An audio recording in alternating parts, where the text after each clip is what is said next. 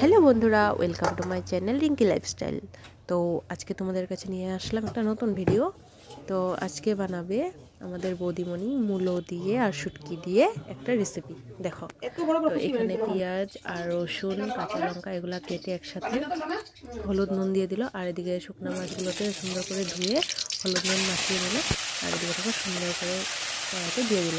কড়াইতে তেল দেওয়ার পরে শুকনো মাছগুলো দিয়ে দিল একসাথে। তারপরে এদিকে ভাজা করে উঠিয়ে নিল শুকনো মাছগুলো। তো এদিকে ভাজা করে উঠিয়ে নেওয়ার পরে এদিকে আবার কড়াইতে তেল দেওয়া হলো। তেল দেওয়ার পর এদিকে পেঁয়াজ রসুন কাঁচা লঙ্কা এগুলো কাটা ছিল, তো ওগুলো একসাথে দিয়ে দিল কড়াইতে। তারপরে দিয়ে দেওয়ার পরে একটু ভালো করে নাড়িয়ে চাড়িয়ে নিল।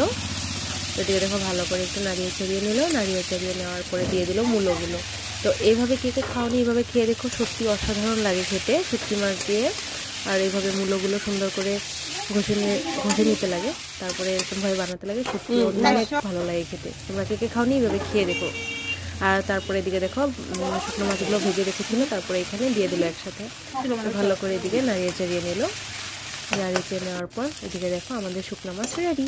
তো আজকে পর্যন্ত ভিডিওটা এই পর্যন্তই। তোমাদের কাছে কেমন লাগলো লাইক কমেন্ট শেয়ার করে বলো, আর চ্যানেলটাকে সাবস্ক্রাইব করে দিও। Thanks for watching. সবাই ভালো থেকো, সুস্থ থেকো, আর এইভাবে আমার সাপোর্ট করো আর পাশে থেকো।